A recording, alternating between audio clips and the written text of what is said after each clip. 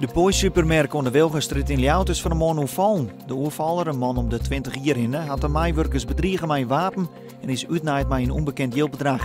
De politie is een burgernetactie begonnen en ziek het jogen.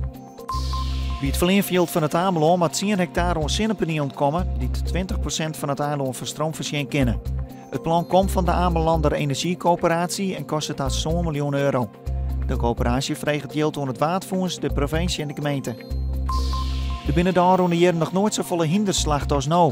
In het eerste jaar binnen er al 30% meer hinders bij slachters ongeveer als in heel 2011.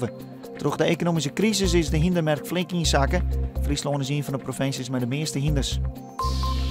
Joen heeft vannacht opklaring, zo wisselen maar een paar buikers. De temperatuur leidt om de 2 graden hinnen.